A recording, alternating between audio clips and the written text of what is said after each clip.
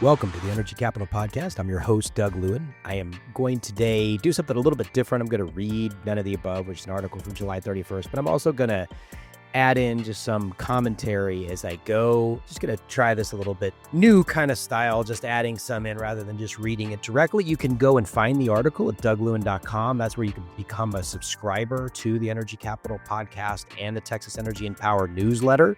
We love every kind of subscriber, but deep appreciation to the paid subscribers that make this work possible. Please consider becoming one today. None of the above. The White House's anti-energy policies contradict its AI agenda and undermine our economic future. So before I get into reading this, I think, the main point of this piece is obviously the administration has some pretty good goals on AI. And I actually think that they deserve a ton of credit for the depth at which they're thinking about AI. Frankly, I think a lot of their policies on AI are better than the previous administration. But one place where they are sorely lacking is on the power side, on the grid side. And so that's what this article is really all about. If they want to achieve their goals, they're going to need a mix of different power sources. And so let's get into it. A great many Americans, Democrats and Republicans, talk about energy in terms of all of the above.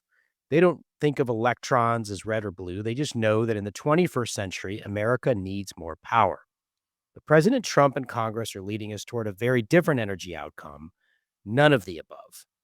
The administration says it supports market-based deregulatory policies, but it's taking the biggest of big government actions to stifle the only resources that can be deployed quickly, renewables and storage, and elevate others. But the ones it wishes to elevate are years away from scaling, either because they take a long time to develop and build, nuclear, or there are significant supply chain problems. Gas.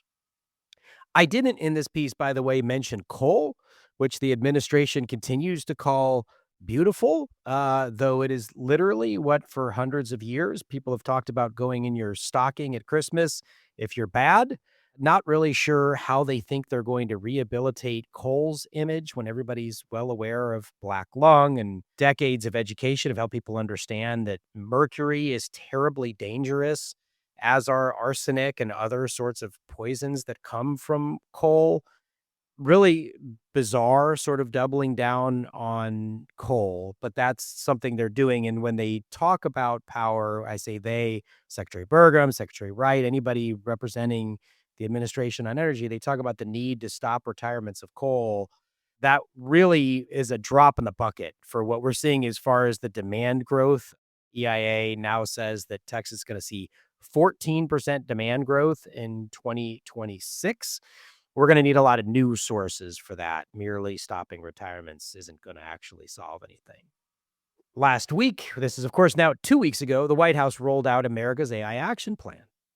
But if the administration and its backers actually want to win the AI race, they're going to have to listen to the AI infrastructure industry and stop undercutting the solar, wind power, and battery storage that this booming sector will need. That doesn't mean clean energy will provide 100% of the nation's power. But it does mean that renewables need to play the role they're meant to play, quickly delivering low-cost electricity to meet booming demand and not be shoved off the grid by anti-energy politicians and bureaucrats. Actions to delay or kill renewable and storage projects directly undermine the AI race, among many other things. So this really is, I think, a theme we're going to see over the next couple years. Several of the administration's goals are going to run headlong into each other. They're headed for a head-on collision. And among those are their animus towards renewables and trying to stop them from getting on the grid, and their desire to build out AI data centers, which have to be powered by something. So this next section is harness what power. The AI action plan includes this quote from the president, quote, "To secure our future, we must harness the full power of American innovation," end quote. But there's no harnessing the full power of American innovation without abundant renewable power. The action plan goes into admirable detail about such issues as AI workforce. And this is one of those areas I really do think it's worth looking at the AI action plan. It serves nobody to bury our head in the sand and think that there's going to be no jobs lost from AI. There will be. There's also going to be a lot of other jobs created. And I think it makes a lot of sense to get ahead of that. And they've done a pretty good job in this document on that. But its electric grid section has no details at all. There are a lot of pronouncements, there's goals, but there's no clear path for achieving them beyond the acknowledgement that winning this race will require a huge amount of electricity. Gas plants face brutal market driven supply chain challenges over at least the next half decade, probably much longer. And new advanced nuclear power is coming, but it'll take at least 5 to 7 years and almost certainly longer than that. Renewables are the one part of the nation's energy portfolio that's booming, along with the economy and electricity demand. Here, I should have added in storage. Renewables and storage are the two parts of the nation's portfolio that are booming, but the administration keeps trying to hobble them. So, where is this huge amount of electricity the administration acknowledges we need going to come from? Again, gas, I mean, the amount of power that we are going to need, let's just put this in perspective. ERCOT, the grid operator for Texas, believes we're going to need about 60 gigawatts of more supply to meet the demand. Well, they believe demand's going up by 60. If you listen to the podcast I did with Tyler Norris or with Arushi Sharma Frank, you're aware that load flexibility is a thing and that we actually could integrate many of these large loads with less supply. In fact, Tyler Norris and his team at Duke, their study showed that specifically for ERCOT, if you had just 1% of the hours as flexible load, you could accommodate 15 gigawatts of new demand without any new supply. So even if you were to take that 15 off the table, you would still need another 45, 50, 55 gigawatts of new supply. The largest manufacturer of gas turbines in the world, GE Vernova, makes about 20 gigawatts worth of gas turbines every year for the globe, 20 gigawatts. The Trump administration announced a huge deal with Saudi Arabia to send a bunch of American-made turbines over to Saudi Arabia. So some of those aren't available to us either. So literally, this is not a rhetorical question. I really need somebody to answer the question, where is it going to come from? How do you win the AI race if you're not developing renewable energy? It's not a rhetorical question. They don't answer it in the AI action plan. They don't answer it anywhere else that I've heard. If you've heard it, leave me a comment because I would love to look at what the actual answer is. Continuing with the article, meanwhile, in the real world, Chase Lockmiller, CEO of Crusoe, a developer of AI infrastructure, is building the huge facility in Abilene known as Stargate. It will initially need 1.2 gigawatts of power. It will quickly grow to 5 gigawatts. By comparison, Austin, the 11th largest city in America, has a peak demand of about 3 gigawatts. Unsurprisingly to those of us in the real world, but apparently upsettingly to the White House, Stargate will be powered by a mix of renewables, storage, and gas. In the All In podcast, Lockmiller specifically calls out the benefits of wind power. He said that it will be, quote, a gigawatt facility with on-site wind and, quote, incremental gas. Folks, think about that for a second. Incremental gas. They are mostly going to power these data centers with renewables because they are cheaper and they will use gas incrementally where needed. At an event featuring cabinet secretaries and the president himself, Lockmiller even showed a slide of the wind turbines that will be powering one of the country's biggest AI facilities. If you go to DougLewin.com, you can see that image. It's also on the All In podcast on Spotify or wherever else, Apple Podcasts, YouTube, wherever you can actually see it. You'll see the site has all sorts of wind turbines on it. This is how energy policy should work. Encourage the use of cheap renewables whenever possible. Use load flexibility. And I define load flexibility as kind of the day in, day out, moving load around. Demand response, that's a little bit usually more like emergencies or because in response to high prices.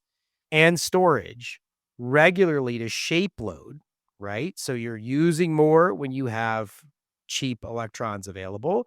You're using less when power is scarce and you need to dial back. And burn incremental gas when needed.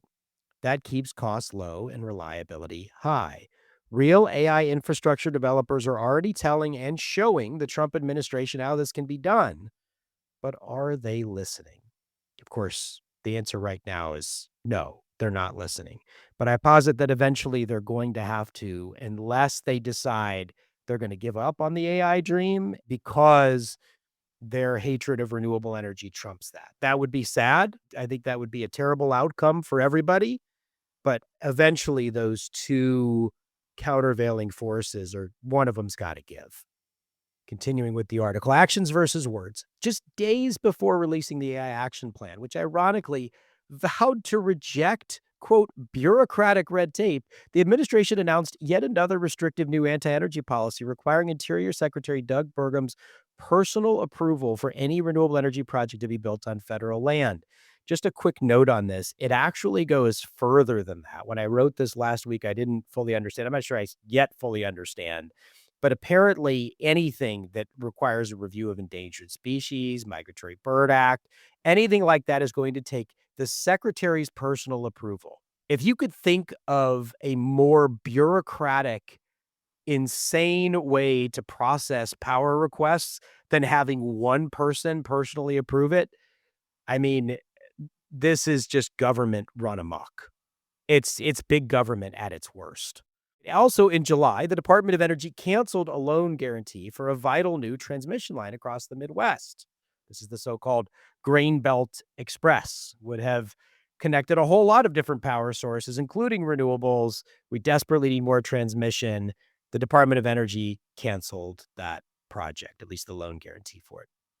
And the president himself issued an anti-energy executive order that is intended to create copious amounts of red tape before developers can use existing tax credits that were specifically protected by Congress in the budget reconciliation bill to generate more electricity for Americans. This is the executive order that he gave to the Department of Treasury, telling them to put in place tougher restrictions on the start construction dates.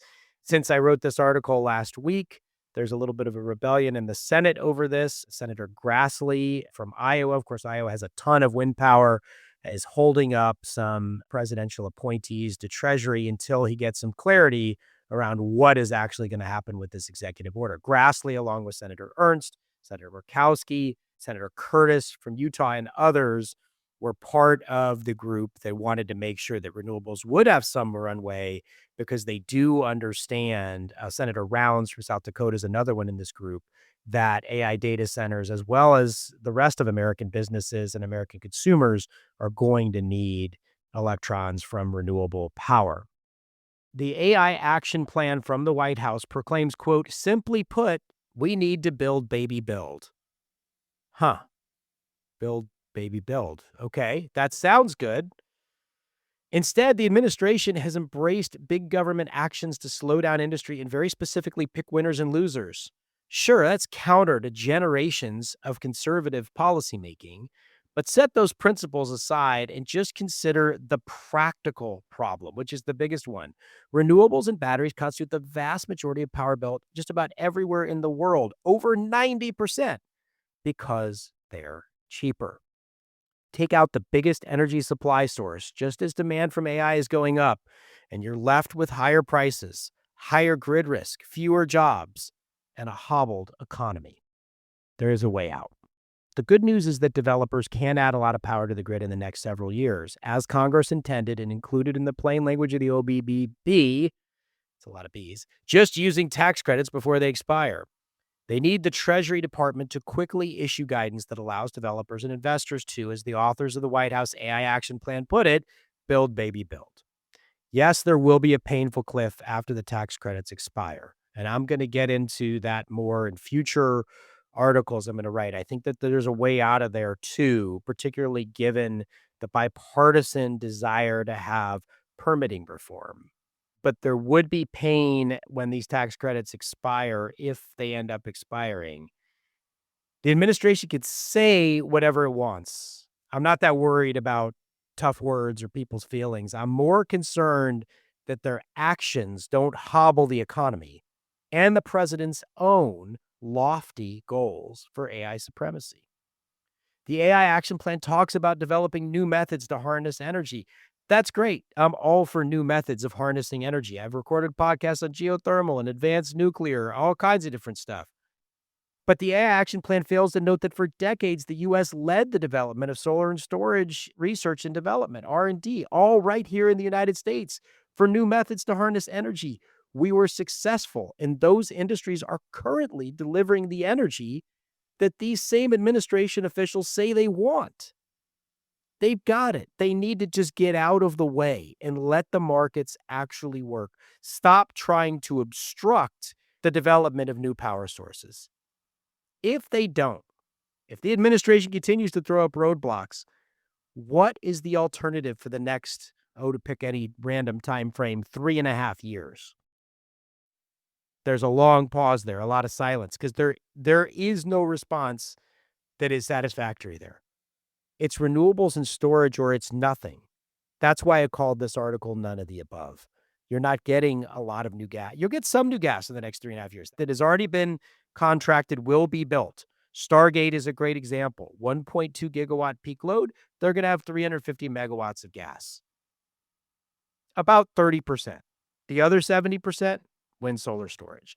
And that is a mix you're going to see all over the place, particularly in Texas. The administration hasn't answered the question, what is the alternative? They didn't answer it in the AI action plan. They haven't answered it anywhere else because there is no viable alternative during the rest of the president's remaining term. If we're going to win the AI race, and we need to, we're going to need a lot of renewable energy and energy storage. We'll need a lot of other energy sources too. Gas, nuclear, geothermal. But don't for a minute think it's possible to do it without the energy sources that have added 90% of the power over the last 3 to 4 years. The administration needs to recognize that reality, or American consumers of all kinds, residential, small commercial, manufacturers of all kinds, and AI developers will lose. I'm still hopeful that there's time to get this thing right. The administration doesn't need to make any pronouncements. Again, their words don't matter too much to me on this. Their actions matter a lot more. And it's high time that they figure out that they have zero chance of winning the AI race, one of the top goals of the Trump administration, without renewables. Here's hoping they figure it out sometime soon. That's it for now. Thanks for listening to the Energy Capital Podcast. Please leave a 5-star review wherever you get your podcasts. Please also visit DougLewin.com, DougLewin.com, and become a subscriber today. Thanks again for listening. Have a great day.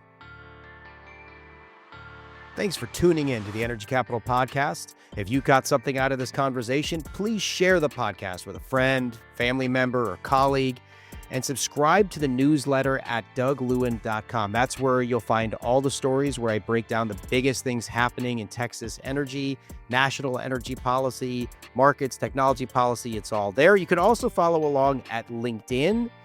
You can find me there, and at Twitter, Doug Lewin Energy, as well as YouTube, Doug Lewin Energy. Please follow me in all the places. Big thanks to Nathan Peavy, our producer, for making these episodes sound so crystal clear and good, and to Ari Lewin for writing the music. Until next time, please stay curious and stay engaged. Let's keep building a better energy future. Thanks for listening.